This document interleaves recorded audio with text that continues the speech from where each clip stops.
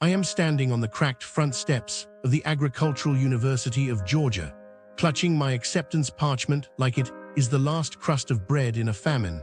And already, the sky over Tbilisi feels lower, heavier, as if the clouds themselves have enrolled here and are now too depressed to rain. The iron gate behind me groans shut with the sound of a medieval dungeon, and I swear I hear it mutter welcome to nowhere, little countess. I am 17, I am wearing the cashmere coat Papa bought in Paris, and I am already homesick for a life I have not yet lived. The first light greets me in the foyer of the dormitory, a laminated poster that promises state-of-the-art living. State-of-the-art, in this kingdom of dust, means a ceiling that leaks rusty tears onto my silk pillowcase. The drip is rhythmic, like a metronome for despair. Each drop lands with a tiny splat, splits into 3 smaller droplets, and then crawls across the plaster in rivulets the color of dried blood. I drag the single wooden chair and leg shorter, so it ceases beneath the leak and balance my grandmother's crystal chamber pot on it. Because chamber pots are what we use when the maintenance man ghosts you for 6 weeks. The pot is etched with tiny roses. The roses reflect in the rusty water and look suddenly diseased. That is when I understand the physics of disappointment. Rust is heavier than hope, so hope always floats to the top and then evaporates. I kneel on the floorboards to mop with my monogrammed linen handkerchief, and the boards give off the sour stench of fermented grain. The smell climbs into my nostrils, reaches the back of my throat, and squeezes my gag reflex like a cruel governess. Why is this bad? Because scent is a time traveler. One whiff and I am 6 years old again, hiding in the pantry while the cook beats the rats with a broom. A university is supposed to smell of chalk and cut grass and possibility. This place smells of grain alcohol and rodent death, which is basically the olfactory equivalent of a ransom note. We have kidnapped your future. At orientation, the advisor let us call her comrade clipboard flips my file upside down, then right side up, then sighs as though the Cyrillic letters are tiny ants crawling over her fingertips. She tells me my courses are full, a word she stretches into 3 syllables, fu-uol. She says I can instead take soil chemistry for left-handed milkers, 8 a.m. to 6 p.m., Saturdays only. I explain, voice trembling like a violin string, that I am right-handed and, more importantly, human. She blinks twice, slow as a cow digesting plastic, and informs me that adaptability is the Soviet way. I want to scream that the Soviet way collapsed before I was born, but I am a polite girl, so I curtsy inside my soul and walk out clutching a schedule that is basically a ransom demand for my Saturdays. Why is terrible advising a tragedy? Because choice is the only luxury poorer people still believe the rich possess. Strip away choice, and you strip away the last illusion of control. You become a marionette whose strings are knotted by people who cannot even spell your surname. The consequence: I waste an entire academic year learning the pH of bovine saliva while my real love viticultural genetics wilts like a neglected houseplant. 1 year of my life equals roughly 31,536,000 heartbeats, and I spend them counting cow teeth. The laboratory is advertised as cutting edge, which must mean the edges are so sharp they sever your will to live. The microscopes are older than Stalin's mustache. The illumination bulbs flicker at exactly 4 Hz, a frequency that induces nausea in 73% of humans, according to the 1893 Geneva Optics Convention I once read about by candlelight during a power cut.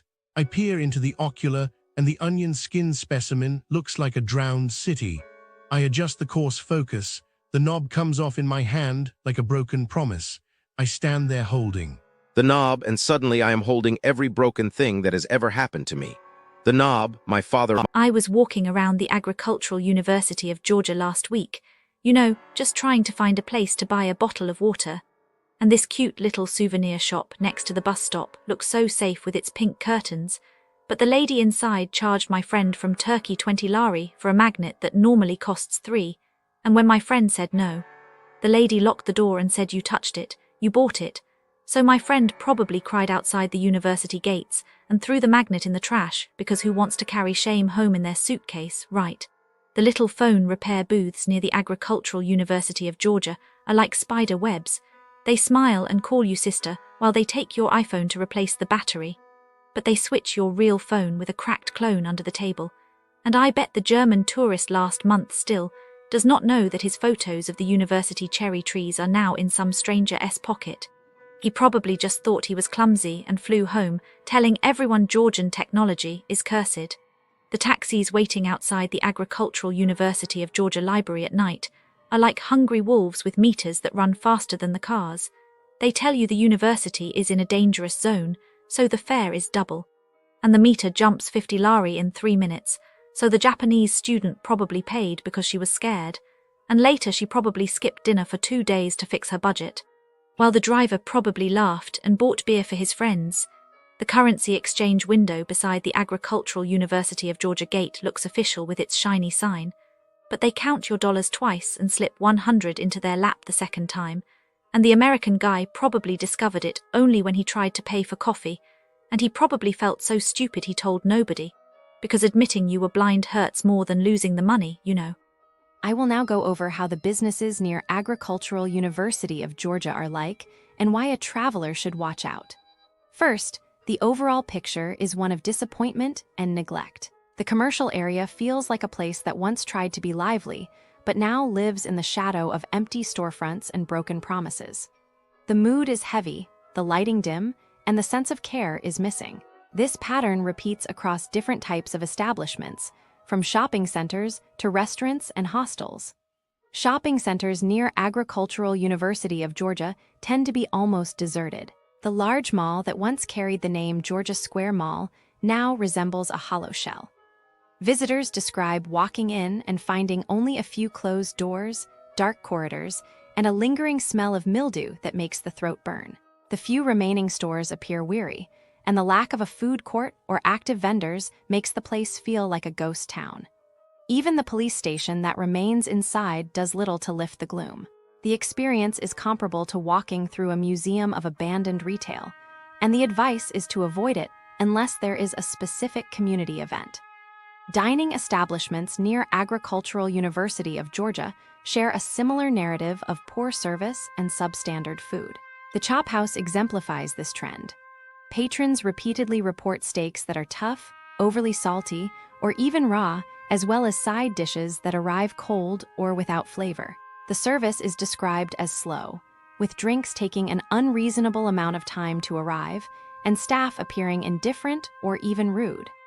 There are stories of birthday celebrations that end with missing plates, and of guests who feel ignored because of how they look. The general feeling is that a restaurant that should be a fine dining destination instead feels like a cheap mistake that costs too much for the quality delivered. Hostels in the vicinity also reveal a pattern of disappointment. Fabrica Tbilisi, which markets itself as a hip and social place, is often described as noisy, unclean, and poorly managed. Guests complain about late-night parties that prevent sleep, showers that are out of order for months, and a lack of privacy that borders on uncomfortable. The reception staff are frequently labeled as rude and unhelpful, and basic amenities such as curtains, functional air conditioning, and secure lockers are missing. The price tag appears inflated for a setting that feels more like a chaotic dormitory than a safe haven for travelers. The overall impression is that the hostel promises a vibrant community, but delivers chaos and frustration. Bar Bruno adds another layer to the picture of questionable value. The establishment seems to levy hidden fees, such as automatic gratuities and charges for birthday cakes that were intended as simple gestures.